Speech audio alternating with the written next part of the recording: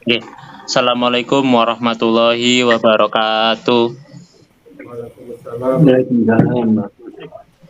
Alhamdulillah, alamin, wassalatu wassalamu ala alihi washabihi ajma'in, amma ba'du.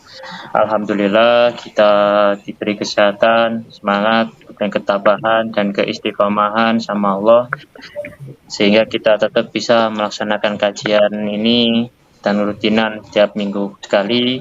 Alhamdulillah kita diberi kesempatan dalam menyampaikan apa yang sudah dianugerahkan oleh Allah, yaitu keilmuan ini, sehingga harapan kita yaitu bisa bermanfaat dan membawa keberkahan bagi banyak orang, terutama diri kita sendiri. Amin ya rabbal alamin. Allahumma sholli ala Sayyidina Muhammad wa ala alihi wasallim. Semoga kita dapat berharap hidup seperti halnya harapan hidup Rasulullah Sallallahu Alaihi Wasallam, dan semoga dengan itu kita tergolong orang-orang yang istiqomah dan berakhir husnul khotimah. Amin amin ya rabbal alamin. Pada pertemuan malam ini temanya yaitu membahas tentang mengapa ada ayat wal yatalattaf. Ayat ini kata ayat ini berada di surat Al-Kahfi ayat 19. Ayat 19. Nah, ini akan disampaikan oleh Pak Abadi ya. Seperti biasa nanti ada diskusi setelah materi, kemudian untuk mempersingkat waktu, Pak Abadi monggo mengisi materi pada tema hari ini. Tempat dan waktu saya persilahkan. Monggo Pak Abadi.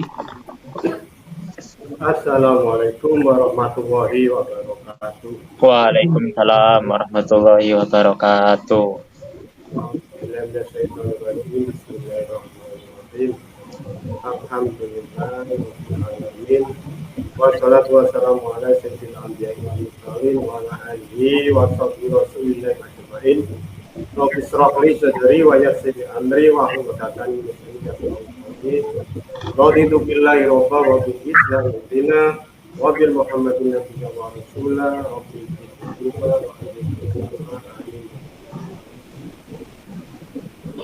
Terima kasih yang terhormat Pak Ibnu selaku pembina dan materi dan waktu.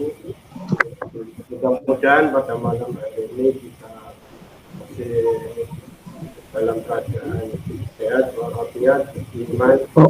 Kurang jelas ya. Coba di suaranya agak banter Pak Abadi.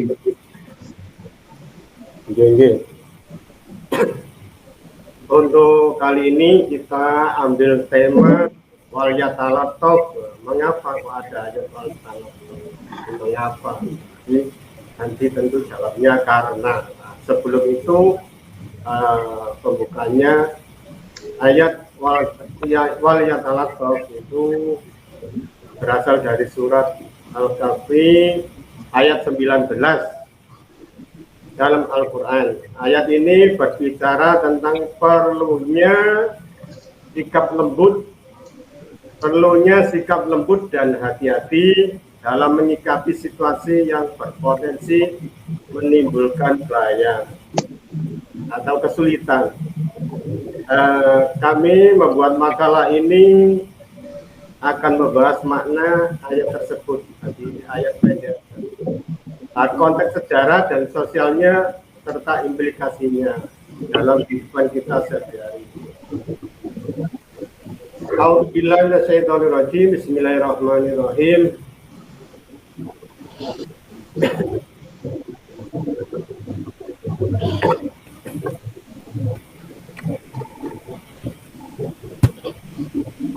Wal yatalattaf itu ayat potongan berarti. Ayat potongan. Kepanjangannya A'udzubillahi minasyaitonir rajim. Bismillahirrahmanirrahim. Wa kadzalika fatnahum yatasaalu bainahum. Qala qailun minhum kam labistum. Qalu labisna yawman aw ba'da yawm. Qalu rabbukum a'lamu bima labistum. Wafasu ahadakum biwarikikum hadhihi ila Madinah. Hadhihi ila Madinati falyandur ayyuhal azka ta'aman falyatikum minhu walyatalattaf wala yusironna bikum ahada. Artinya kurang lebih demikian. Kami membangunkan mereka agar saling bertanya di antara mereka sendiri. Salah seorang di antara mereka berkata, "Sudah berapa lama kamu berada di sini?" Mereka menjawab, "Kita berada di sini sehari atau setengah hari." Mereka yang lain lagi berkata, "Tuhanmu lebih mengetahui berapa lama kamu berada di sini." Maka utuslah salah seorang di antara kamu pergi ke kota dengan membawa uang perakmu. Hendaklah dia melihat manakah makanan yang lebih baik, lalu membawa sebagian makanan itu untukmu. Hendaklah pula dia berlaku lemah lembut dan jangan sekali-kali memberitahukan keadaanmu kepada siapapun.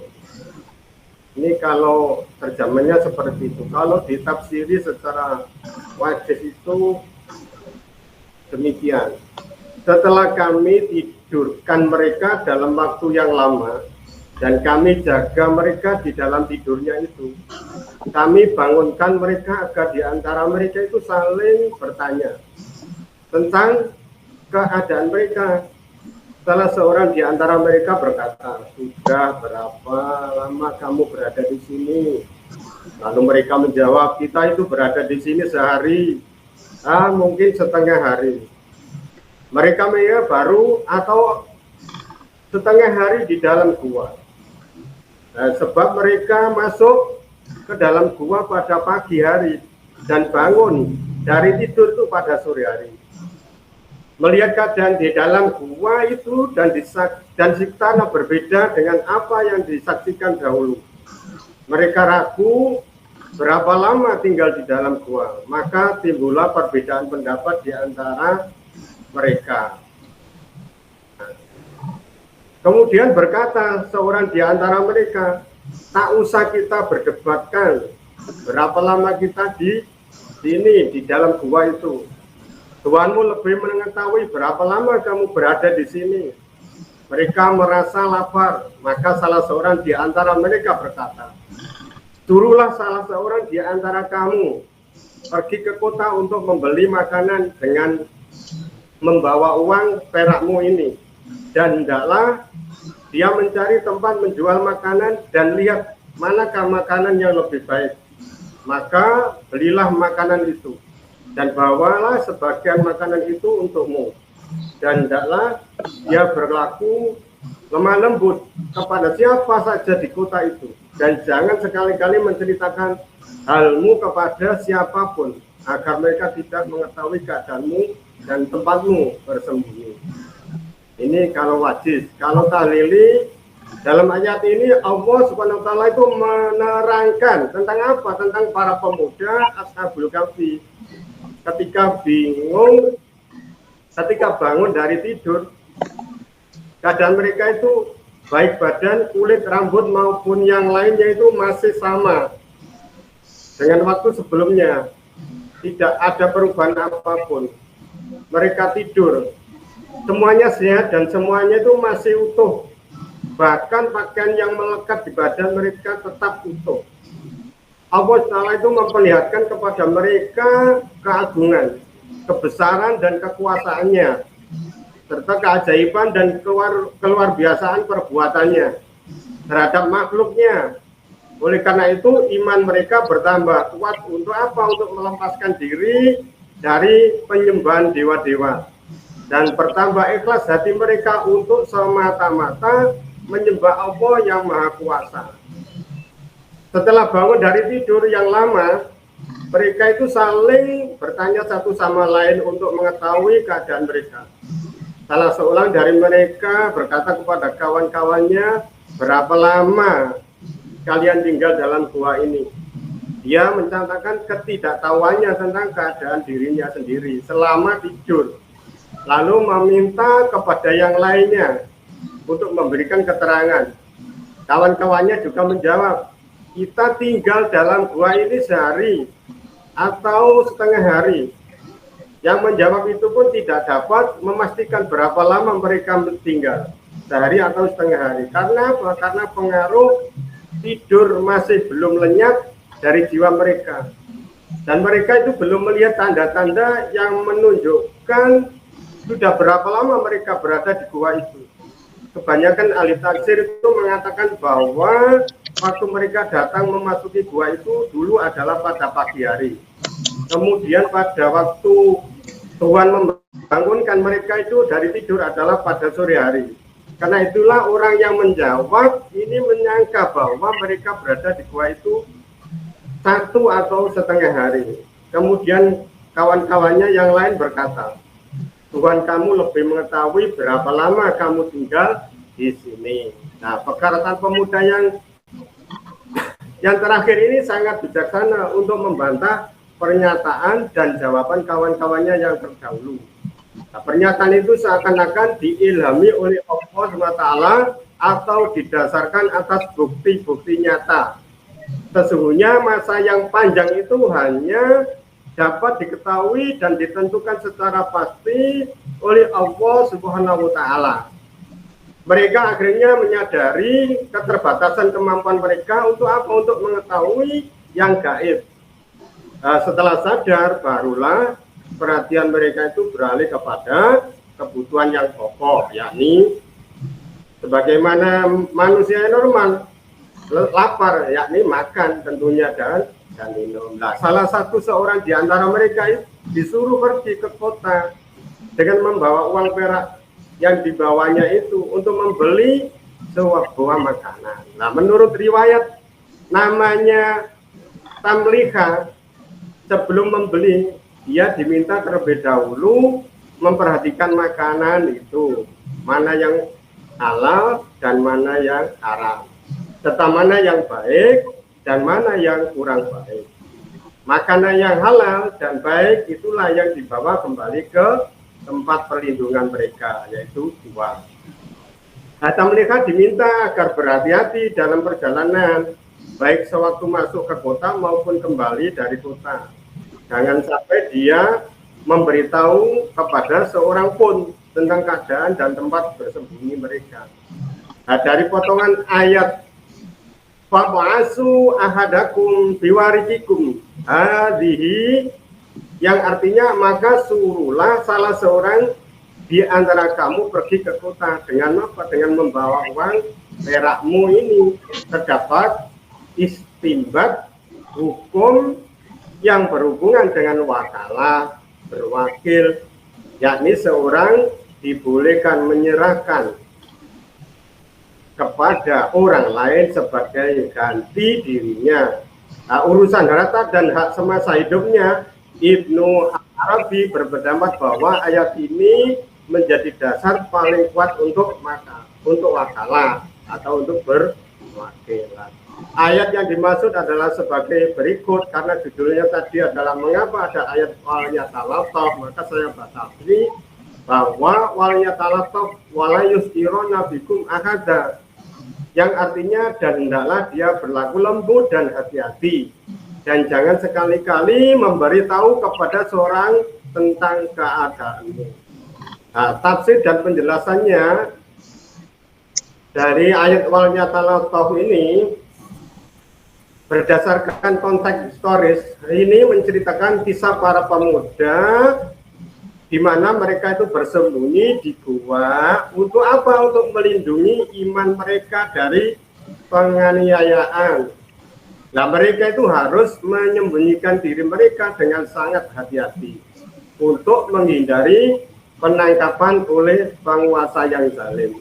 Nah, kalau kita semasa seperti ini juga kemarin itu hari Sabtu kemarin kan ada forum tanah air dibubarkan preman itu termasuk, nah ini bisa dimaknai bahwa penguasa pada saat ini itu sangat zalim terhadap keutuhan sebuah bangsa. Nah, ini secara umum. Nah, ayat ini mengandung dua ajaran utama. Satu, sikap lembut dan hati-hati, di mana tindakan hati-hati dan lembut diperlukan. Untuk apa? Untuk melindungi diri kita dari bahaya dan memastikan keselamatan dalam situasi yang berisiko tinggi bagi kita. Ini yang pertama. Yang kedua itu kita harus menjaga kerahasiaan dalam beberapa situasi di mana dan kapan mengungkapkan keadaan atau keberadaan seseorang dapat menimbulkan risiko sehingga kerahasiaan perlu dijaga. Nah, ini secara umum. Nah, konteks historis, sejarah dan latar belakang kisah di balik ayat ini adalah tentang kelompok pemuda di mana mereka itu bersembunyi di dalam gua. Untuk apa? Untuk melindungi keimanan, iman mereka itu dari penguasa yang zalim pada zamannya itu. Mereka harus menjaga kerahasiaan keberadaan mereka untuk menghindari penangkapan dan penganiayaan.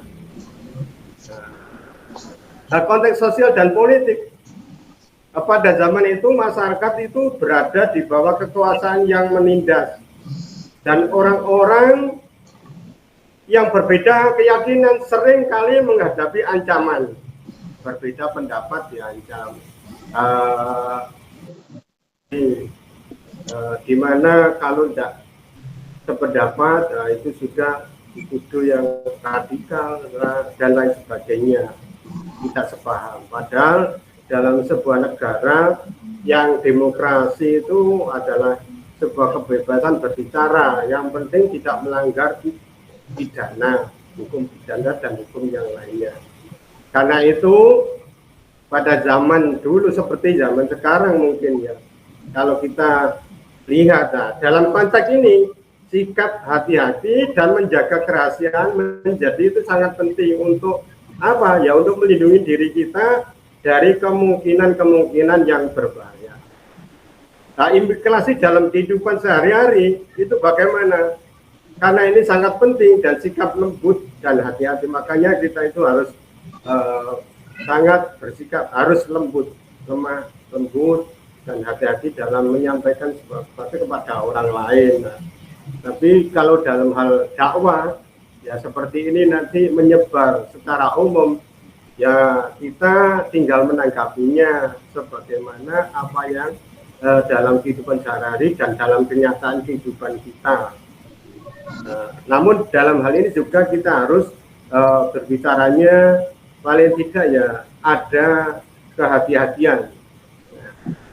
Dalam kehidupan sehari-hari sikap lembut dan hati-hati sangat penting karena dalam berbagai aspek. Aspek pertama, hubungan sosial. Di dalam berinteraksi dengan orang lain, terutama dalam situasi konflik atau perbedaan pendapat, sikap lembut itu dapat membantu menyelesaikan masalah dengan cara yang damai. Jadi walaupun kelihatannya kita itu berlawanan dan bermusuhan yang panas sekali, tapi kalau kita bicara dengan lemah lembut, mungkin lawan kita itu bisa hatinya tidak seheboh sebelumnya, karena kelembutan dan kehati-hatian kita, sehingga masalah itu bisa diselesaikan dengan cara yang damai. Ini yang pertama, hubungan sosial. Nah, hubungan keamanan pribadi dalam situasi yang berpotensi membahayakan seperti saat menghadapi ancaman atau risiko itu tindakan hati-hati dapat membantu melindungi diri dan orang lain dari bahaya. Jadi kita harus menghadapi ancaman itu atau risiko itu, tindakan kita itu harus hati-hati supaya Islam itu bisa jaya. Bagaimana Islam dengan orang Islam harus hati-hati dan harus bersabar, harus bersatu untuk mencapai sebuah tujuan yang Islam itu semua umat Islam sebenarnya harus bersatu, tinggalkan percekcokan yang tidak membawa manfaat. Apa itu ya, jangan sampai kita sampai konflik dan perang saudara. Ini sesama umat Islam. Yang kita harapkan harus bersatu padu, memperbaiki ekonomi, memperbaiki akhlak, lemah lembut. Kalau akhlak kita, ekonomi kita baik, tentunya secara otomatis orang itu akan ikut, akan mengikutinya dan akan masuk pada kita. Seperti pepatah itu ada gula, ada semut, ada gula, ada semut. Jadi kalau kita makmur, jaya dan dermawan, maka orang-orang tetangga dan lain sebagainya itu akan datang kepada kita. Tentunya kalau sudah datang kepada kita kan bisa beri nasihat dengan lemah lembut dan hati-hati. Ini hubungan sosial, yang kedua hubungan dengan keamanan pribadi. Nah, menjaga kerahasiaan itu bagaimana? Ya tentu juga kita harus memiliki peran penting dalam kehidupan sehari-hari. Apa itu? Yaitu satu, privasi. Nah, privasi itu di mana kita harus menjaga informasi pribadi. Jadi informasi pribadi itu kita harus hati-hati dalam menjaganya. Jangan sampai kita itu kena istilah zaman sekarang itu kena hack.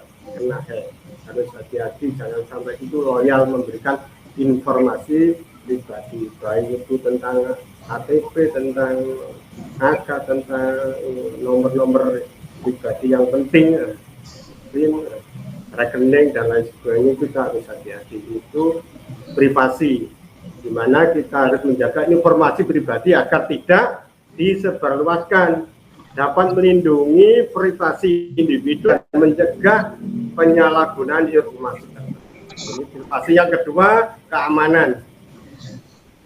Dalam beberapa situasi seperti kasus-kasus keamanan atau pelindungan seperti yang terjadi pada saat ini, itu kita harus menjaga kerahasiaan informasi, dapat mencegah tindakan yang dapat di mana membahayakan daripada individu atau kelompok kita. Ini. Jadi secara jelas dapat disimpulkan bahwa ayat wal yatalato dari surat Al-Kahfi mengajarkan bahwa pentingnya sikap lemah lembut dan hati-hati serta menjaga kerahasiaan dalam menghadapi situasi berisiko. Nah, konteks historis yang melatar belakangi ayat ini adalah menunjukkan bahwa tindakan tersebut adalah bagian dari upaya untuk melindungi diri dari penganiayaan dan bahaya.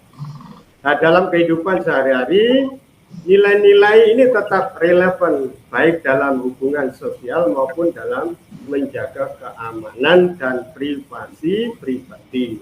Dengan memahami apa? Yaitu dengan menerapkan ajaran dari ayat ini, kita dapat lebih bijaksana dalam menghadapi berbagai tantangan dan resiko yang mungkin muncul. Mungkin sementara ini nanti bisa dilanjutkan secara diskusi, bahwa makalah ini yang saya buat diharapkan dapat memberikan pemahaman yang jelas dan mendalam mengenai apa? Mengenai ayat wal yatalato dan relevansinya dalam kehidupan sehari-hari. Jika ada tambahan atau yang lainnya, mari kita berdiskusi bersama.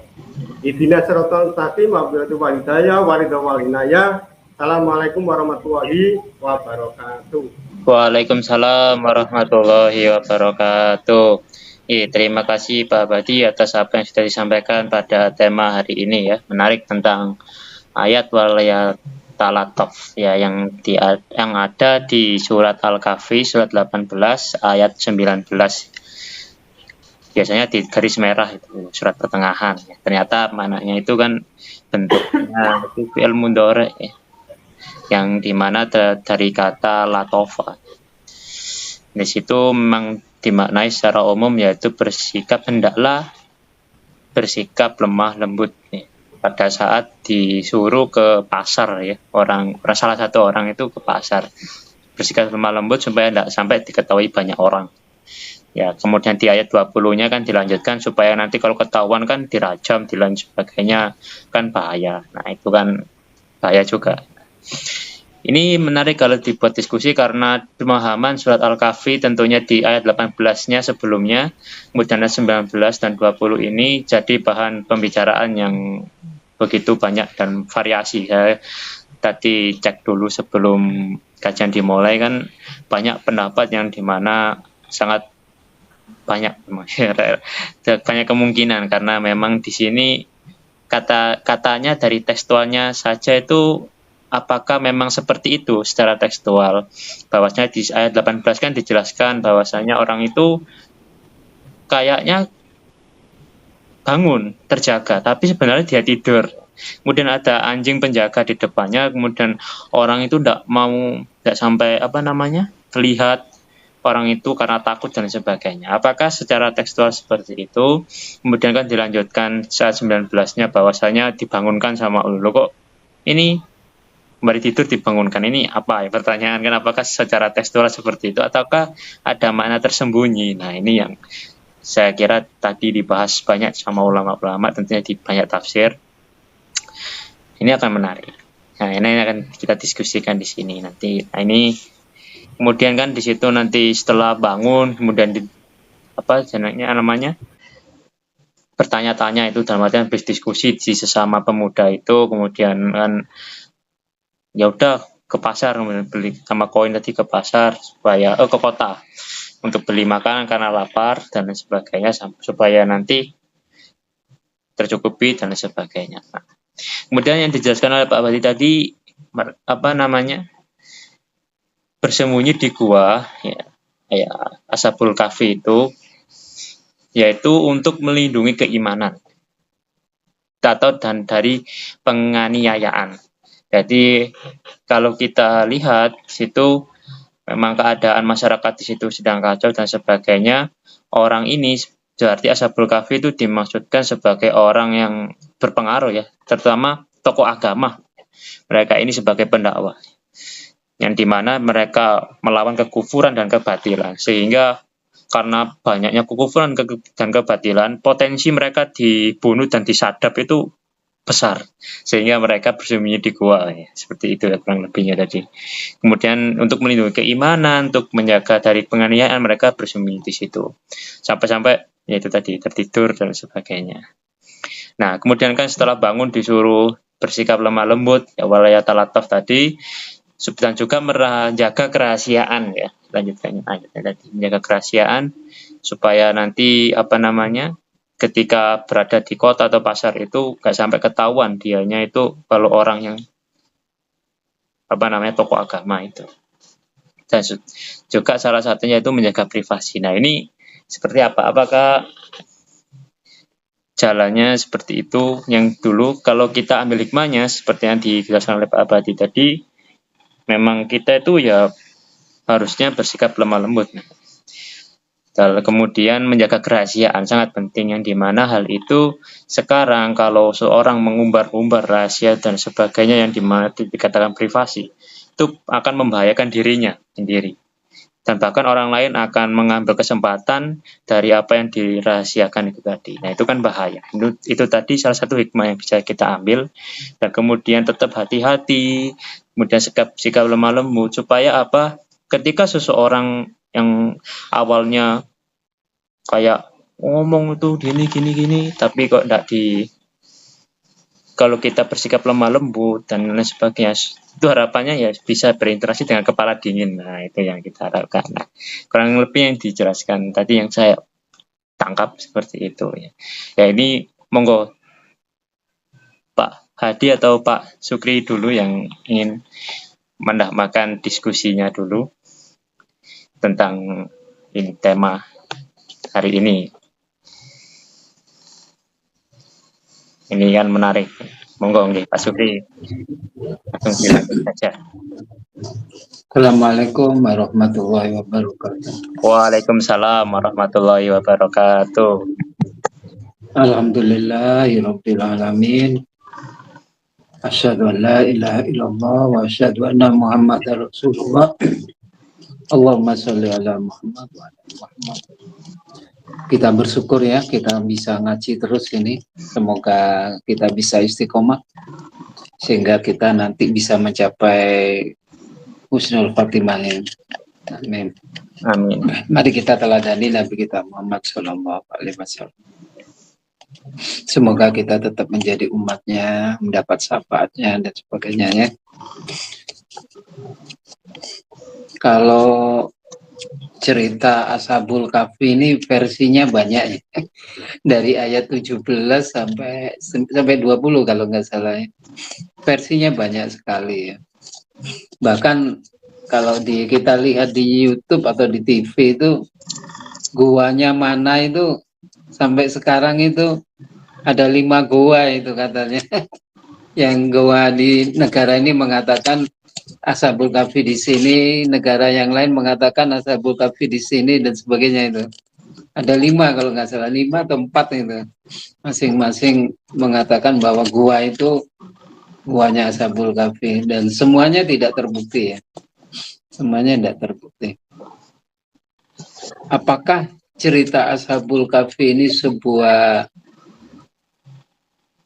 cerita yang letterlek kayak gitu atau memang sebenarnya sebuah konsep ya, konsep siapa sih Ashabul Kahfi? Biasanya kalau di umum memang waliullah kata gitu ya, waliullah. Tapi tidak tahu lah yang bagaimana itu. Tapi karena ada konsep yang lain yang tidak seperti itu ya. Yang pertama, saya hanya akan membahas istilah Al-Latif ya. Ini Asmaul Husna ini. Ya Latif ya, Asmaul Husna ya. Yang maha lembut, maha halus. Makanya kan saking lembutnya, saking halusnya itu menurut Al-Quran la tukrihul absar wa huwa yutrihul absar wa huwa apa ya, latiful khabir gitu ya.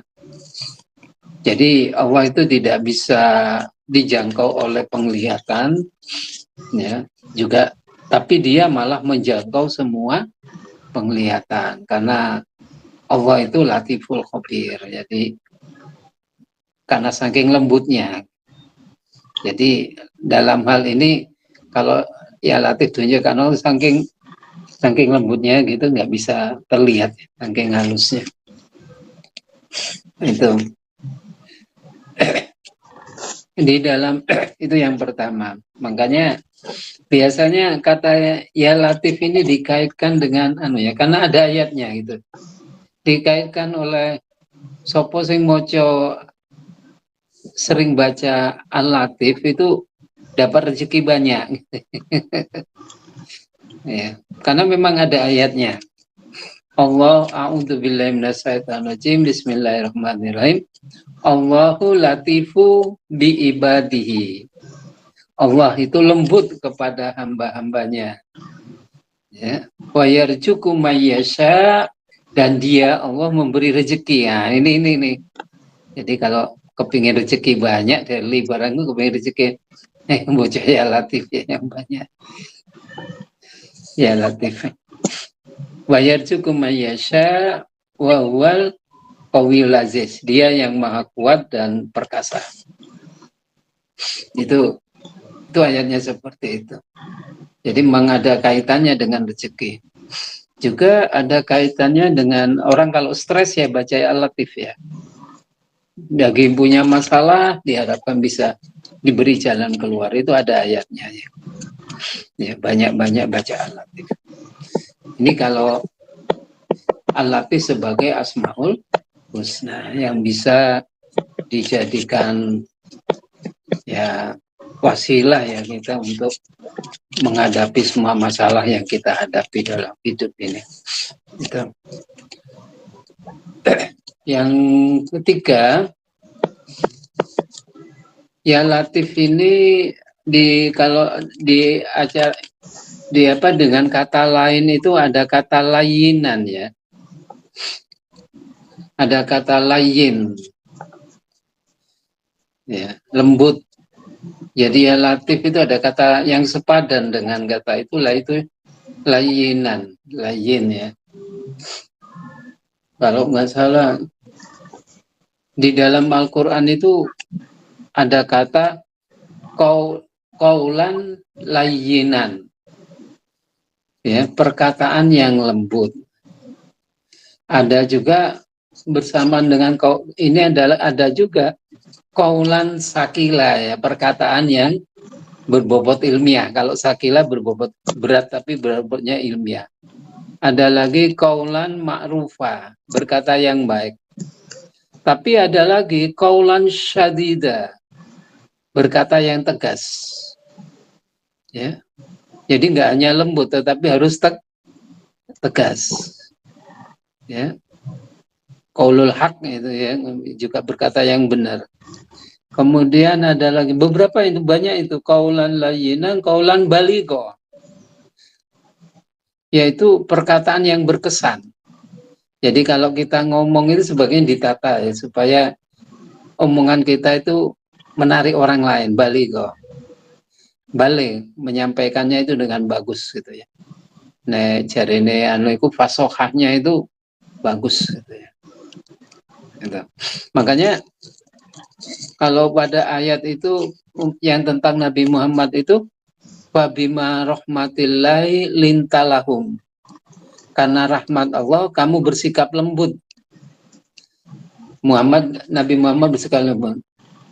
Walau kunta faddon ghalidon lam faddu min haulik gitu. Kalau kamu bersifat kasar, maka kamu akan dijauhi. Jadi kalau kita kasar, maka dakwah kita mungkin tidak berhasil ya.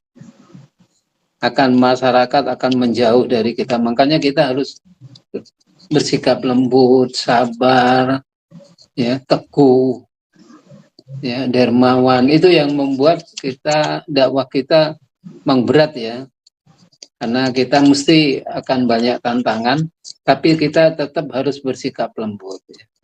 Meskipun dilokno kayak Nabi Muhammad dituduh macam-macam, itu tetap itu. Itu yang dimaksud apa itu lintalakum, berkata lembut ya. Kaulan layyinan kalau pada anu itu ya. Kaulan layyinan. Jadi perkataan yang lembut, tapi nggak hanya lembut saja, halus ma'rufah, yang bagus, yang baik, baligho, yang berkesan. Tapi juga perlu juga kadang-kadang kaulan syadida, harus tegas juga pada satu saat, apalagi kalau masalah akidah ya. Itu harus tegas juga. Itu masalah ya latif ya. Ada padanannya yaitu kaulan layyinan. Ada itu. Jadi berbicara itu harus tahu situasi dan kondisinya. Harus kapan harus tegas. Makanya kata Nabi itu asyidda walal kufar ruhama bainahum, tegas terhadap kekafiran tapi ruhama bainahum, berkasih sayang terhadap sesama.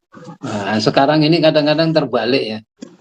Asyidda walal Muslim, ruhama alal kufar. Kebalik kadang-kadang sekarang orang-orang munafik ya yang sikapnya seperti itu. Seharusnya kita sesama umat Islam itu berkasih sayang, berlembut ya, bersikap lembut, tetapi kepada kekafiran kita harus bersikap tegas, kaulan syadida ya. Itu kalau ininya. Nah, ini kalau ya latif ya. Kata ya latif juga orang kalau bisa ya, yang kan orang-orang yang stres diharapkan kakean masalah atau stres itu mau ya latif ya. Bisa masalahnya bisa diselesaikan ya. Karena lembut ya. Ada pengaruh kalau kita baca ya latif itu secara neurologi itu ada pengaruh di otak itu. Sehingga mungkin dengan baca ya latif itu akan keluar mungkin kelenjar-kelenjar apa itu ya, nanti bisa kita ya. Seperti juga kata istighfar itu sangat berpengaruh sehingga kita bisa kekerasan itu menjadi lembut ya, supaya hati kita lembut baca ya Latif gitu. Kalau kita keras terus saya nggak enak. Ya itu masalah ini. Lagi-lagi kalau kita bahas tentang Ashabul Kahfi ini memang persoalannya banyak. Persoalannya banyak. Dan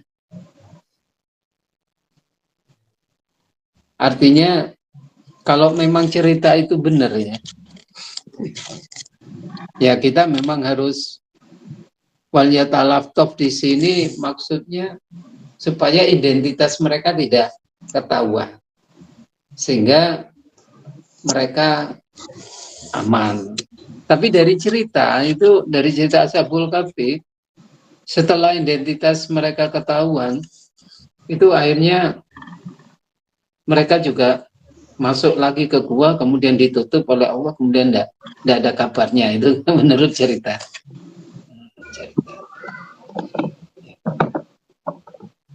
Itu begitu. Tapi yang menarik sebenarnya pada ayat 18, 17, 18 itu cerita tentang sebenarnya teori gua ya. Banyak yang membahas teori gua. Nah ini yang perlu diperhatikan teori gua yaitu teori Al-Kahfi dan teori Rokim ya. Teori rekaman. Ya. Atau teori penjiplaan. Rokim ini kan ashab wal kahfi war rokim gitu. Kan ada dua itu ya. Di surat 18 lihat. 17 kalau nggak salah. Kahfi war rokim. Tapi yang diceritakan hanya kahfinya, rokimnya tidak. Kok bisa begitu? Nah, ini perlu dipertanyakan. Ini bagaimana itu? Makanya ayat ini mungkin banyak pertanyaan ya, memang kesulitan kita. Apa yang dimaksud anjingnya itu? Anjingnya yang menjulurkan kakinya ke depan di pintu goa. Ya. Hingga kalau kamu melihatnya, kamu akan pala mulita firoran, kamu akan takut dan lari. Ya, apakah kayak begitu? Nah, ini mungkin nggak boleh dibahas di umum, akan jadi perspektif yang apa itu kalau di umum ya. Kalau ini dibahas di umum, apa akan menjadi pertentangan karena di umum tidak, yang ada hanya cerita gitu. Cerita teori gua itu tidak aneh. Kalau ada orang yang mengatakan itu teori gua Sokrates atau teori gua Plato gitu. Tapi hal begini ini nggak bisa disampaikan di umum. Biarlah yang aneh ya. Kalau di khusus mungkin pertemuan yang khusus bisa kita bicarakan. Nah ini mungkin sementara ya dari saya. Jadi kita memang harus bersikap lembut, tetapi pada suatu saat kita juga harus bersikap tegas tergantung kondisi dan situasinya dalam berdakwah.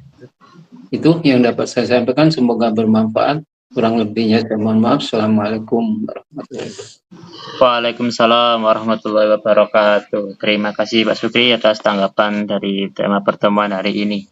Oke, tadi yang diambil yaitu baca ya latif ya, jadi kata walayatalaftaf tadi latif. Tentunya di situ dengan baca ya latif itu dapat menarik rezeki. Nah, jadi kemudian banyak masalah baca ya latif supaya apa namanya? Yaitu tadi semuanya barengan rezekinya kurang, banyak masalah, jadi langsung dua-duanya tertutupi. Itu kan langsung sama-sama tertutupi. Nah, itu salah satunya manfaat ya. Dibuat zikir tentunya. Ini akan membawa manfaat tentunya dalam pengaplikasian kehidupan sehari-hari. Kemudian sesama muslim ya harus lembut. Tapi kalau sama kekafiran harus tegas. Jadi jangan dibalik ruhamau bainakum muslimun dan kemudian dibalik kekafiran harusnya dilembutkan. Banyak sekarang kejadian hal seperti itu yang terjadi. Bahwasanya sesama saudara yang seharusnya sesama muslim harus saling dukung dan bisa saling memajukan, kemudian saling supaya bisa mencapai, kalau kita inginnya Indonesia emas 2020 45 itu. Ya itu harusnya bersatu. Kalau dibalik kafirnya yang orang kafir disambut tapi orang muslim sini dibenci, dimusuh ya kok katanya kan mau Indonesia mas tapi kok nggak bisa sampai situ kan kacau nanti. Malah dibalik seharusnya kan muslimnya ya kita sama-sama muslimnya bersaudara bersatu, sama kafirnya kita tegas. Nggak boleh kita sama hal-hal yang memang hal itu merujuk ke kekafiran dan sebagainya, kita harus tegasi itu.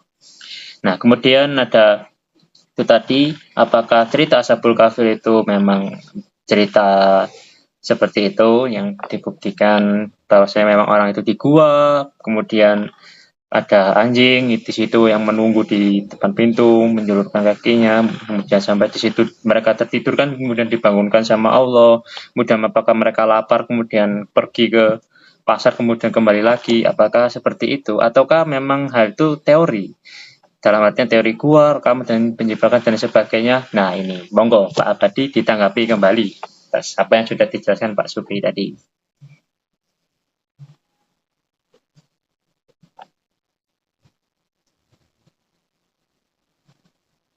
Speakernya Pak Abadi nggak kedengaran. Nah, ya.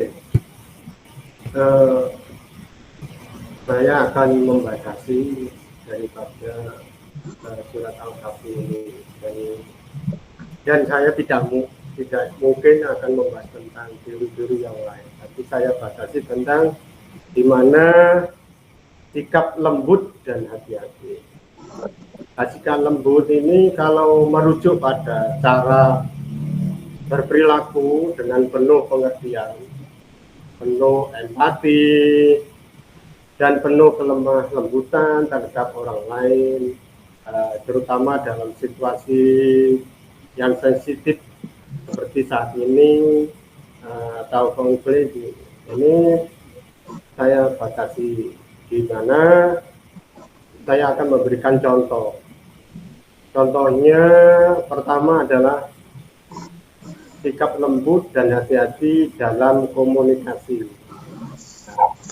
Saat berkomunikasi dengan seseorang yang mengalami kesulitan, seperti saat memberi umpan balik negatif dan tempat kerja, seorang dapat menggunakan bahasa yang konstruktif dan juga menghindari kata-kata yang menyakitkan. Misalnya, daripada mengatakan kerjaanmu sangat buruk, seorang bisa mengatakan saya rasa ada beberapa aspek yang bisa diperbaiki agar hasilnya lebih baik. Ini di dalam contoh berkomunikasi. Contoh dalam konflik. Nah, jika ada perselisihan antara teman, sikap lembut dan dapat ditunjukkan dengan mendengarkan keluhan mereka tanpa memotong dan mencoba memahami sudut pandang mereka sebelum memberikan solusi atau pendapat. Ini sikap lembut. Nah, sikap lembut seperti itu contoh-contohnya di dalam komunikasi maupun di dalam situasi konflik. Nah, sikap hati-hatinya bagaimana? Nah, sikap hati-hati ini kalau kita melibatkan kewaspadaan dan perhatian terhadap potensi resiko atau bahaya, ini tindakan pencegahan terutama. Untuk apa? Untuk menghindari akibat yang tentunya tidak kita inginkan. Contohnya seperti apa? Contohnya dalam pengambilan keputusan, ya, keputusan apa saja lah. Sebelum mengambil keputusan besar seperti investasi, pindah kerja, seseorang harus meneliti dengan teliti dan mempertimbangkan semua faktor yang relevan. Untuk apa? Untuk menghindari daripada kesalahan yang bisa berdampak besar. Ini dalam pengambilan keputusan, maka harus hati-hati. Kalau di dalam keselamatan, kehati-hatiannya bagaimana? Nah, ketika kita mengemudikan kendaraan ya, contohnya ini, sikap hati-hati ini berarti mengikuti aturan lalu lintas, mengikuti aturan lalu lintas dan memperhatikan kondisi jalan, di mana kita tentu diharapkan untuk dapat menghindari perilaku yang dapat menyebabkan kecelakaan. Nah, menjaga kerahasiaan itu dan informasi pribadi itu adalah sebagaimana kita menjaga kerahasiaan informasi pribadi. Artinya apa? Artinya kita tidak membagikan informasi pribadi kepada orang yang tidak berwenang atau di luar konteks yang aman. Contohnya apa? Contohnya dalam dunia digital, menggunakan kata sandi yang kuat dan tidak membagikan informasi akun dengan orang lain. Seperti email itu kan ada PIN-nya, ada password-nya. Nah, itu jangan sampai dibagikan pada orang lain. Untuk apa? Untuk melindungi data pribadi dari akses yang tidak diinginkan, yang tidak sah. Selain itu, menggunakan ekskripsi pada komunikasi email atau pesan untuk memastikan bahwa hanya menerima yang dimaksud yang dapat membaca informasi tersebut. Ini contoh dalam dunia digital. Kalau contoh dalam lingkungan sosial, jika seseorang membagikan masalah pribadi dengan Anda, dengan kita, ini kita harus menjaga rahasia, jangan dibocorkan kepada orang lain. Bahkan kepada istri pun jangan sampai bocor. Ini kalau orang lain membagikan masalah kepada kita, pribadi orang lain disampaikan kepada kita, itu kita wajib untuk menjaga rahasianya.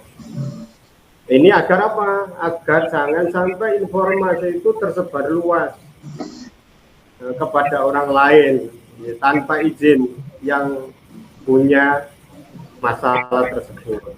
Terutama jika informasi tersebut bersifat sensitif atau pribadi. Ini yang pertama. Yang kedua, menjaga kerahasiaan dalam situasi sensitif.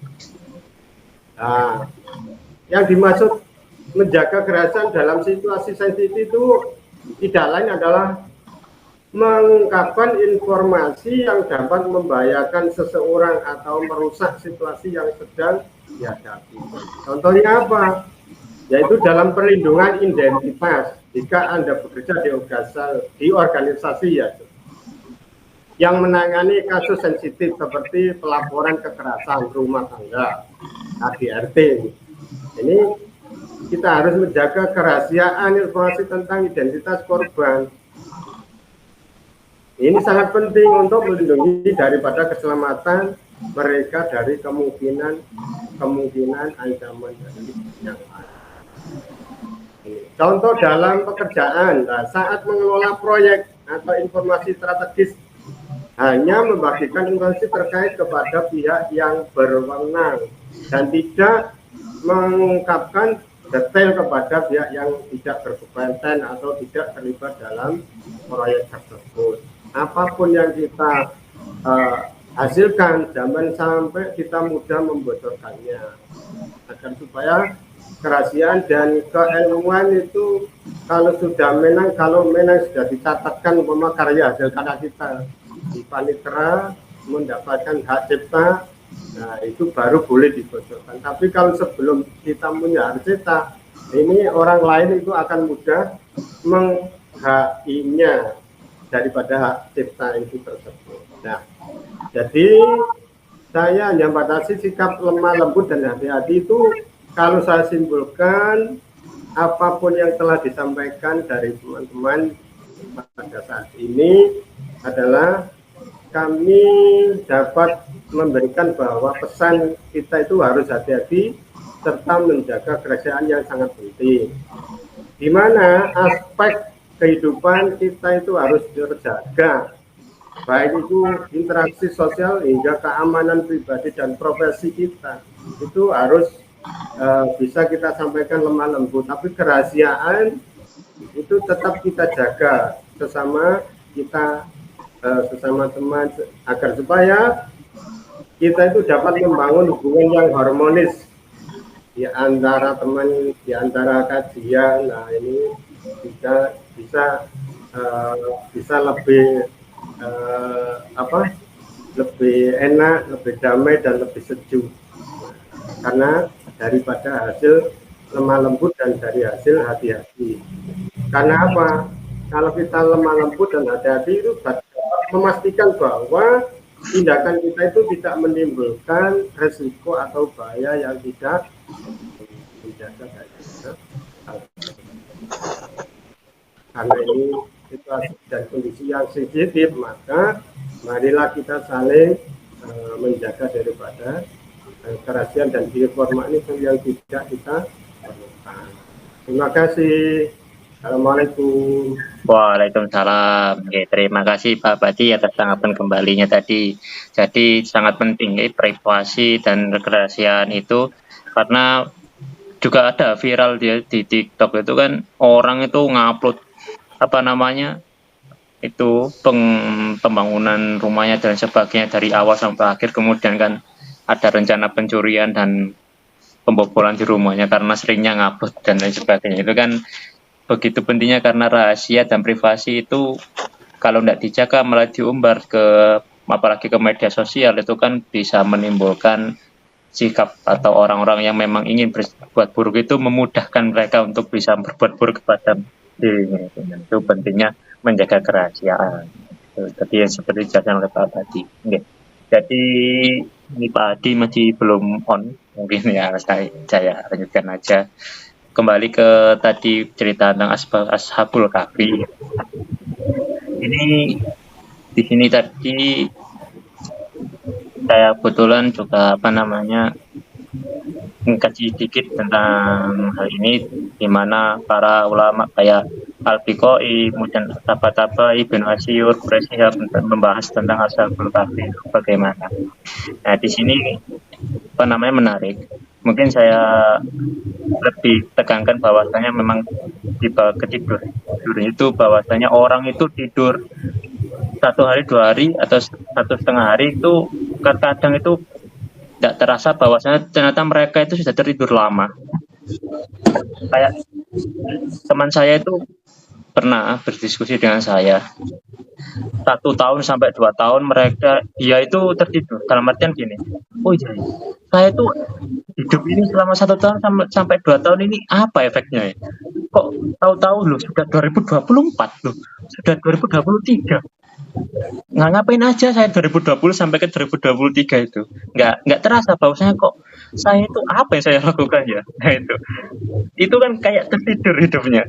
Cuman melakukan kebiasaan yang ya cuman kerja, kemudian bangun tidur, makan, kemudian tidur lagi, kerja lagi, makan, tidur lagi, sampai kayak terasa ternyata loh sudah 2 tahun ini. Padahal kayak cuma 1 hari sampai 2 hari.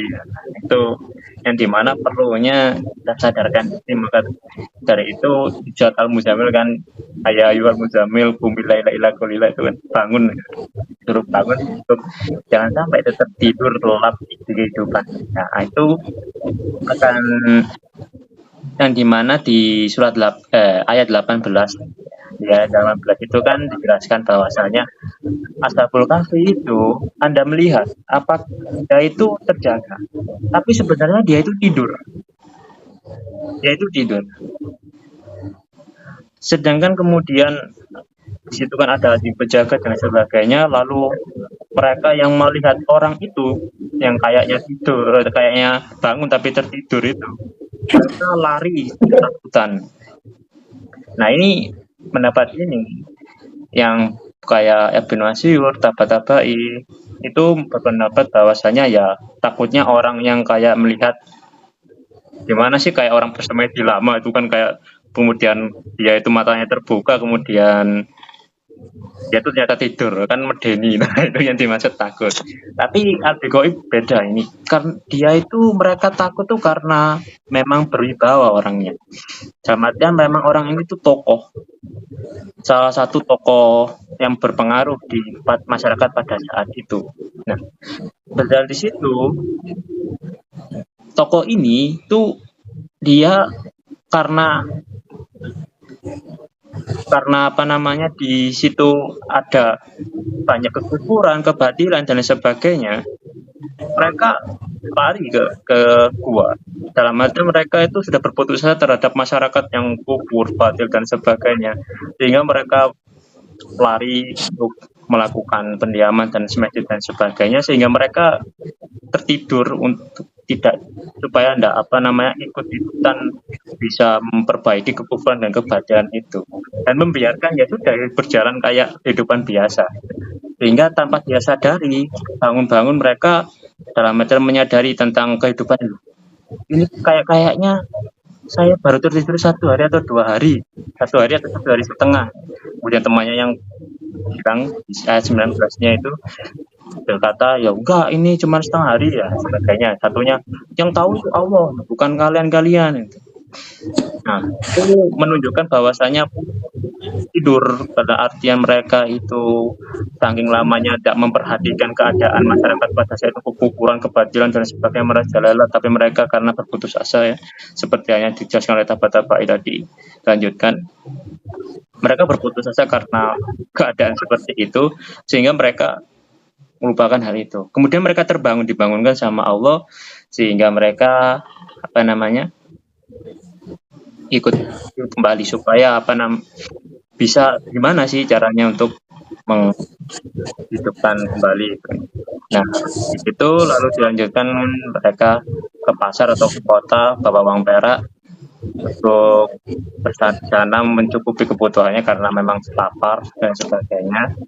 Nah, di situ mereka dianjurkan untuk bayar talatof, yaitu bersikap lemah lembut, kemudian hati-hati supaya jadi dirinya sebagai orang yang dulunya memang pernah jadi pendakwah dan sebagainya, itu jadi orang yang penting di masyarakat itu nggak sampai ketahuan. Kalau ketahuan nanti bisa dirajam dan sebagainya di ayat 20-nya itu. Nah, disitulah mereka mulai ke pasar, ke kota itu istilahnya ya, melihat suasana, situasi di situ bagaimana sih, kondisinya seperti apa, supaya nanti kembali ke ya gua itu tadi, ya apakah tadi gua beneran atau enggak ya nggak tahu juga. Kemudian mereka merancang strategi dan sebagainya untuk bisa mengatasi keadaan di situ. Nah, itulah yang mana mereka itu merancang berbagai hal, entah itu apa yang supaya mereka itu di sana di masyarakat itu bisa memutarbalikkan itu kekufuran kebatilan atau malah menambah dan sebagainya atau enggak. Nah, itu masih penuh dengan misteri. Nah, itu yang saya lebih tekankan, yaitu karena kehidupan ini kalau kita kadang tidak sadari untuk bisa berjuang atau untuk mencapai cita-cita atau untuk berjuang dengan hidup menurut nilai-nilai Al-Quran, hidup ini memang terasa kayak tidur. Kadang nggak sadar, ternyata sudah berlalu sangat lama ya. Ternyata apa efek kita terhadap lingkungan di sekitar dan lain sebagainya, kok ternyata biasa-biasa saja.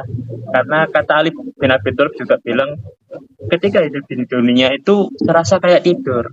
Anda akan baru terbangun pada saat hidup setelah mati. Nah, itu pentingnya bahwasanya kita itu harus apa istilahnya itu, memang selalu berjuang. Jiwa berjuang, otak berjuang digunakan terus, entah untuk apa, supaya ada jejak yang dimana hal itu bermanfaat bagi masyarakat. Seperti yang dijelaskan Pak Abadi dan Pak Sugri tadi, ada kesan ya, ada kesan, kemudian ada juga apa namanya kerahasiaan juga kita punya. Kemudian di samping itu ada dalam berdakwah, dalam bersosialisasi ada kesan, ada ya, hal-hal yang bisa bermanfaat bagi banyak orang. Sehingga hal itu menimbulkan jejak hidup kita, dan kita itu ternyata ada dampaknya selama beberapa tahun ini, tidak kayak orang tidur aja sampai nggak tahu ternyata sudah berlalu saja bertahun-tahun ini kayak 1 hari atau 2 hari. Nah, itu yang saya kira dari yang pembahasan yang dijelaskan tadi. Tentunya Ashabul Kahfi memang banyak misteri, apakah memang itu salah satunya seperti yang diceritakan sesuai tekstual, karena pemahamannya banyak yang menuju ke tekstual itu, tapi juga ada ulama-ulama di tafsir-tafsirnya yang lama-lama ini menjelaskan tentang berbagai hal konsep atau memang teori yang dimana ini bisa jadi pembahasan tentang pengalaman seorang itu diangkat dari sebuah konsepsasi untuk menanggapi sebuah kehidupan ini. Salah satunya yang bisa saya sampaikan. Jadi monggo Pak Abadi. Itu Pak Saiful Bakri Resen. Oke, Pak Saiful Bakri. Assalamualaikum. Pak Adinya masih keluar. Pak Saiful Bakri ini menggunakan mode pendamping. Cuman menyatakan kalau hadir gitu. Bisa nggak ya dilihat kalau mode pendamping? Nggak bisa. Iya, gini Pak Saiful. Dalam konteks ayat wal yatalaqaw itu kan dari surat Al-Kahfi 11 itu pendek aja, nggak usah panjang-panjang. Karena saya itu hanya memahami beberapa perspektif, yaitu mengenai bahaya fisik dan penganiayaan. Nah, pada masa penurunan ayat ini kan di mana potensi bahaya fisik yang dihadapi oleh pemuda yang bersembunyi di gua itu kan adalah sebuah ancaman langsung dari penguasa yang zalim pada saat itu. Nah, kalau di dalam sejarah tersebut kan penguasa yang menindas dapat itu melakukan penangkapan, juga bisa melakukan penyiksaan, bahkan hukuman mati pada saat itu pada mereka-mereka yang berbeda keyakinan, atau yang dianggap sebagai ancaman bagi kekuasaan mereka. Oleh karena itu sikap di sini hati-hati dan menjaga kerahasiaan itu sangat penting. Untuk apa? Untuk melindungi diri kita dari tindakan kekerasan yang bisa yang dimana sewaktu-waktu ini tidak perlu kita tidak harapkan. Dan bahaya sosial dan ekonomi. Nah, selain bahaya fisik, pada saat itu para pemuda kan juga menghadapi risiko sosial dan risiko ekonomi. Terungkapnya keberadaan mereka kan bisa menyebabkan pengucilan sosial, kehilangan dukungan dari komunitas hal tersebut, atau bahkan pada saat itu bisa merusak reputasi mereka. Kalau kita ibak ke sana kan juga bisa merusak reputasi daripada keteguhan daripada kajian kita di mata masyarakat. Nah, dalam konteks ini kita itu harus menjagakan daripada keberadaan mereka pada saat itu. Jadi berarti apa? Bisa melindungi diri dari kerugian sosial, ekonomi, dan mungkin timbul akibat dari pengungkapan. Bahasa psikologi dan emosional pada kita itu apa? Kalau kita ibak ke sana, bahwa situasi begini atau menghadapi tekanan dari pihak luar itu secara individu dapat mengalami stres. Kalau secara psikologinya kan gitu, stres psikologis lah paling tidak, dan emosional. Karena apa? Karena tidak kepastian daripada rasa tertekan dan ketakutan akan penangkapan atau penganiayaan. Bagaimana sedihnya keluarga atau kita kalau kita menjadi daftar orang pencarian orang gitu. Daftar pencarian orang, nah, itu kan susah juga, sedih juga, ini lari kemana-mana. Nah, ini jangan sampai penganiayaan ini dapat mempengaruhi daripada kesehatan mental. Karena apa? Dengan demikian bahwa kita harus hati-hati dan perlakuan yang lemah lembut, interaksi terhadap masyarakat, interaksi sosial itu harus memang kita membantu, saling membantu, dan saling mengurangi tekanan psikologis terhadap kita dan terhadap teman kita dan terhadap pada kelompok-kelompok kita, kajian kita lah gampangnya. Ya. Bahaya terhadap misi atau tujuan. Nah, misi kita, tujuan kita itu kan menyadarkan daripada umat yang tersesat, atau bisa dibilang itu domba yang lepas lah kan, gampangnya seperti itu. Jalan yang tersesat itu harus kita arahkan kembali supaya jalan daripada teman-teman kita, saudara-saudara umat Islam Indonesia itu kembali ke jalan yang benar. Karena apa? Terutama pemuda ini pada saat itu kan ceritanya memiliki tujuan penting, yaitu melindungi iman mereka sendiri dan melaksanakan perintah daripada perintah Tuhan. Nah, jika keberadaan mereka terungkap, tidak hanya keselamatan fisik mereka yang terancam, tetapi juga misi dan tujuan daripada tujuan utama mereka itu kan dapat terganggu dalam hal ini. Jadi sikap hati-hati itu harus saling kita bantu agar supaya timbul kebersamaan daripada lemah lembut dan kehati-hatian kita untuk menguntungkan daripada gajah. Bahaya hukum dan bahaya yang tidak adil di beberapa masyarakat atau sebuah negara itu biasanya memang terjadi seperti itu. Bahaya hukum yang tidak adil itu adalah sebuah dilema kehidupan bernegara, berbangsa dan bermasyarakat. Di beberapa masyarakat atau negara itu hukum dapat diterapkan secara sewenang-wenang atau tidak adil. Nah, para pemuda tentunya dalam konteks ayat tersebut itu mungkin akan menghadapi risiko hukum yang tidak adil, dipersekusi kan ya, kasihan kalau pemuda ini. Kalau sudah tua sih nggak seberapa, karena pemuda harapan bangsa. Nah, penegak hukum yang diskriminatif ini juga menimbulkan kegaduhan daripada kejiwaan para pemuda. Oleh karena itu, menjaga kerahasiaan dan sikap hati-hati juga melibatkan perlindungan terhadap kemungkinan daripada penerapan hukum yang tidak adil terhadap kita, terhadap mereka. Nah, contoh situasi modern ya, kalau kita contoh dalam situasi modern sekarang ini adalah keamanan dan terorisme.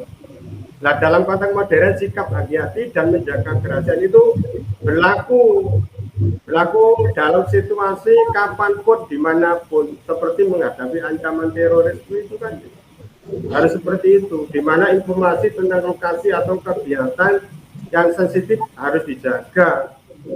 Untuk apa? Untuk melindungi daripada keselamatan individu dan kelompok, daripada serangan teroris. Itu kalau situasi keamanan dan terorisme. Kalau dalam perlindungan hak asasi manusia, dalam konteks hak asasi manusia itu kan secara individu kita mengungkapkan atau melaporkan apa? Pelanggaran hak asasi dapat menghadapi ancaman dari pelaku pelanggaran. Nah, dalam kasus ini menjaga kerahasiaan dan informasi itu sikap hati-hati tentu menjadi penting untuk melindungi daripada pelapor, aktivis dan hak asasi manusia dari ancaman kekerasan. Nah, makanya dari kesimpulan tentang potensi dan bahaya waliyatalato, ya, dari ayat waliyatalato yang pendek ini, potensi bahaya atau kesulitan mencakup berbagai aspek, ya, mulai dari bahaya fisik, dari bahaya sosial, dari bahaya emosional, hingga risiko terhadap misi dan tujuan, serta risiko hukum yang tidak adil terhadap sebuah bangsa, sebuah umat. Nah, kita itu harus punya prinsip apa? Yaitu menjaga kerahasiaan dan sikap hati-hati yang ditekankan dalam ayat di atas itu yang relevan dalam berbagai situasi. Kalau kita lihat seperti itu, nah, baik dalam konteks sejarah maupun modern, dengan menahan dan menerapkan.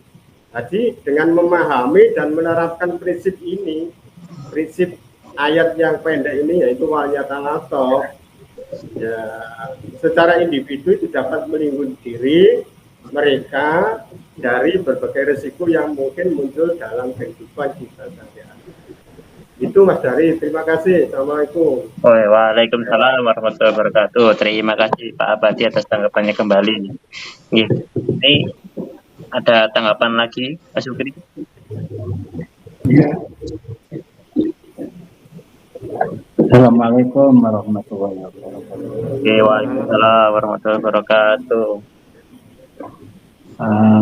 Kata latif itu di dalam Al-Quran dihubungkan dengan kata khobir. Latifun, khobirun. Jadi kata latif itu dihubungkan dengan kabar ya. Kabar. Jadi cara mengkabarkan sesuatu. Kalau sekarang ini kan begini ya. Satu, memberi kabar itu kan bisa melalui kayak ini, omongan ya. Omongannya harus lembut. Artinya, omongan lembut itu jangan kasar. Artinya jangan memberi gelar macam-macam kepada orang lawan bicara kita. Kau niku asu, kayak ngono iku kasar. Itu kasar. Jadi harus lembut, membeli gelar yang jelek-jelek kepada orang, atau kadang-kadang kita itu over generasi ya, generasinya over, ya orang dianggap salah, sing bener awake dhewe tok. Durung rusak temene wis anu ya, tapi ya kayak beberapa kasus ya. Seperti kasus-kasus yang menimpa Adi Hidayat itu ya. Belum ngerti makna musik aja udah apa yang dimaksud musik udah. Yang dimaksud musik oleh Adi Hidayat apa? Yang dimaksud musik oleh orang yang mencelahnya itu apa? Itu berbeda masalahnya. Ya itu. Jadi tidak paham keduanya beda sehingga akhirnya ya koyok ngono terjadi konflik ya. Jadi harus diketahui dulu maksudnya apa. Ya kayak sekarang juga Adi Hidayat itu juga rame nih kan yang di universitas itu. Yang dimaksud Adi Hidayat itu apa? Surat apa ya? Surat Injil agak mirip dengan surat Quran itu ya. Iya. Terus ini celotehnya orang sudah banyak ini. Tapi yang dimaksud apa? Kita belum tahu juga apa yang dimaksud oleh Hidayat. Apakah Adi Hidayat menyamakan konsep Injil dengan konsep Quran? Ya enggak lah saya kira ya, enggak begitu ya. Tapi sudah orang-orang sudah menyatakan Adi Hidayat sesat dan sebagainya. Wah ini jadi heboh itu ya. Jadi ya kalau tak pikir wah ini orang kalau sudah benci itu omongannya mesti kasar ya, enggak lembut ya.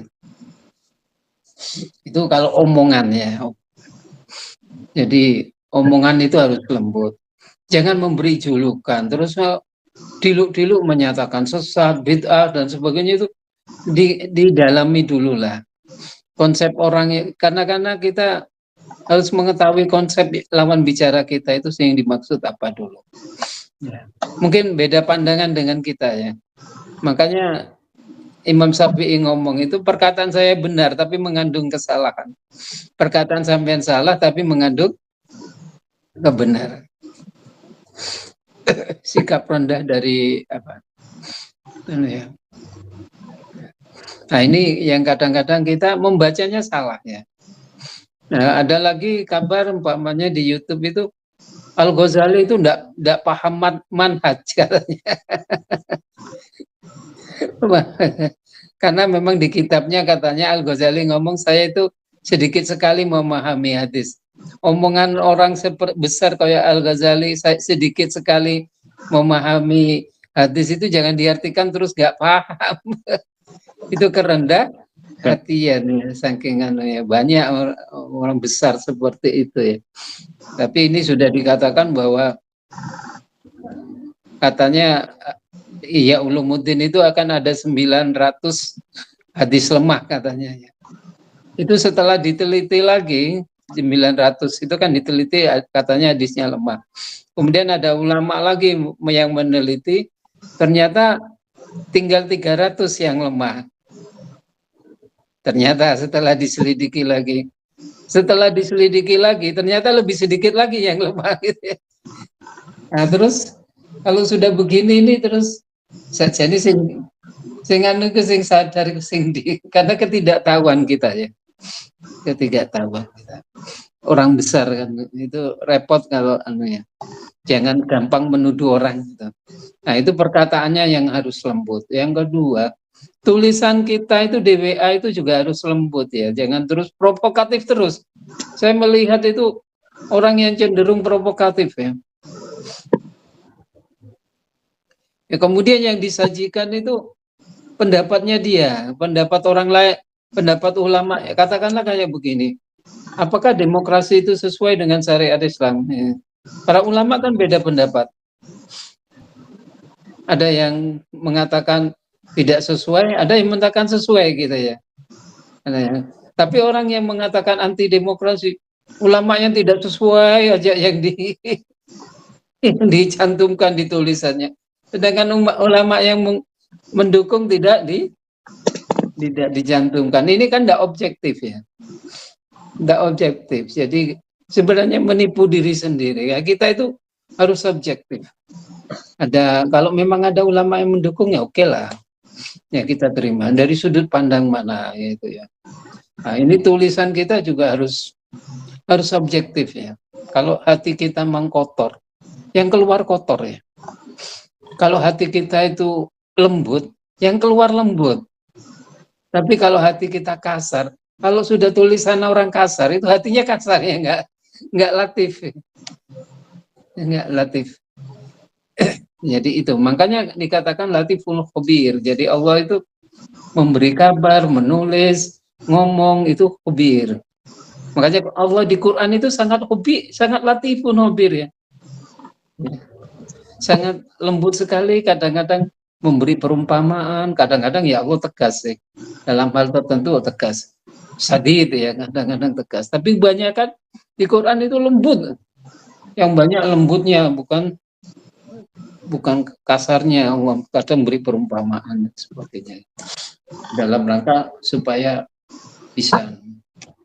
Nah, ini yang kalau latifun khabir ya.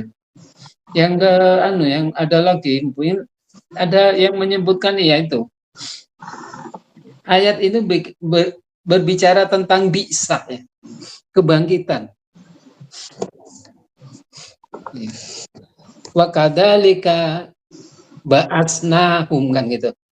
Demikianlah kami bangkitkan mereka. Yang dibangkitkan itu bangkit dari tidur atau bangkit kesadarannya. Nah, ya. Itu kan tidurnya 309 tahun itu.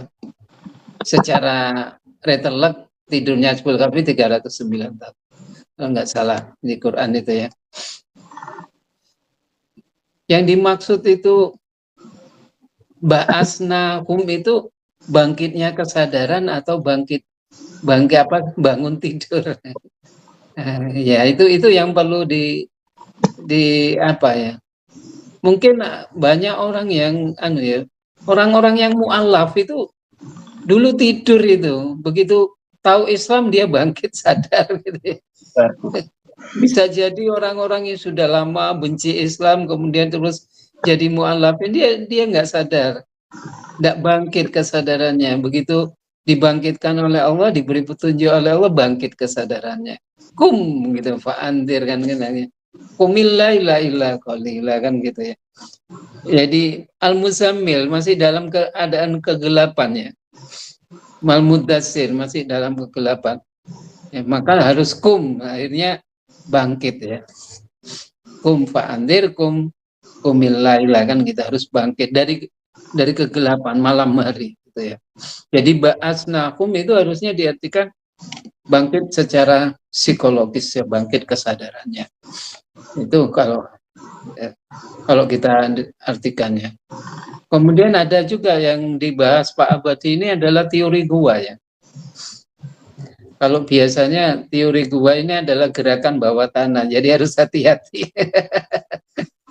Saya pernah didatangi juga dari organisasi bawah tanah. Kita itu berdakwah harus gerakan di bawah tanah, katanya. Harus hati-hati menghadapi ya, gerakan bawah tanah, sehingga berdakwah itu tidak kelihatan, tapi apa itu ini istilahnya tentara itu pasukan siluman ya. interaction. nggak suka siluman. Jadi di mana-mana ada tapi nggak kelihatan gitu ya. Ya. Tapi bawah tanah itu mungkin pada satu saat atau sekarang kita butuhkan itu ya. Ada hal-hal yang perlu dikatakan, ada hal-hal yang bersifat rahasia yang harus dirahasiakan. Makanya ini saya tidak bahas tentang teori kafe ya, karena itu kalau dibahas di umum jadi masalah nanti. Ya. Ini saya pernah didatangi oleh organisasi bawah tanah ini pakai teori kafe katanya. Ya, jadi teori gerakan yang tidak kelihatan gitu. Yang dan di umum itu wajah tasawuf. Jadi mendakwai orang, tetapi bagaimana orang itu dengan lemah lembut, orang itu tidak terasa kalau kita dakwai. Gitu. Orang itu tidak terasa kalau kita pengaruhi. Itu namanya wal yatalaqaf wala yus'iran na'um ahada. Jadi kita berdakwah, kita ngomong dengan orang, membawa orang, mengangkat kesadaran orang, tapi orang itu tidak terasa bahwa kita bangkitkan kesadarannya. Gitu. Itu makna wal yatalaqaf wala yus'iran ahaduhum. Itu begitu sebenarnya maknanya. Ya mungkin kita omong-omongan biasa, didekati, diomongin supaya kesadarannya bangkit. Kalau sudah kesadarannya bangkit, dia akan mencari informasi sendiri nanti. Dia akan penasaran, kemudian dia akan mengejar kalau kesadarannya sudah bangkit. Ya mungkin dia tidak terasa. Saya sering ya dengan orang itu ngomong. Kadang-kadang omongan saya dia pakai itu.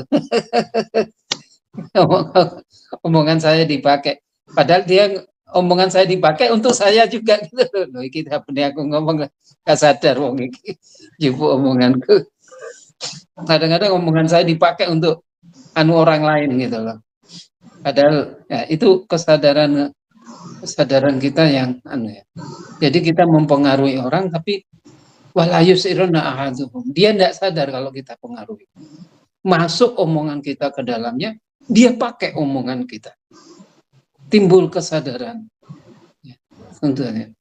Sebenarnya dia sudah terpengaruh oleh kita, tapi dia pakai itu. Nah, itulah maksudnya wal yatalaqaf wala yus'iruna ahadu. Berkatalah dengan lemah lembut, rayulah dengan lemah lembut.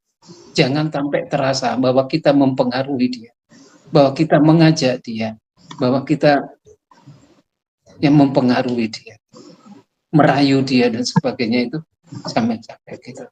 Seakan-akan dia sendiri tumbuh kesadarannya, padahal kita pengaruhi. Nah, itu makna sebenarnya dari wal yatalaqaf wala yus'iran. Nah, gitu. Nah ya, itu saya kira cukup. Saya kira cukup ya, sudah waktunya mau habis ya. Wis ya karena sudah lebih juga ya. Tapi ya, 1,5 jam aja cukup ya. Nggih. Enggak usah 2 jam. Iya. Kurang lebihnya saya maaf. Assalamualaikum. Waalaikumsalam warahmatullahi wabarakatuh. Nggih, untuk penutup ini kan materinya Pak Abadi. Pak Abadi terakhir apa yang satu ucapan materi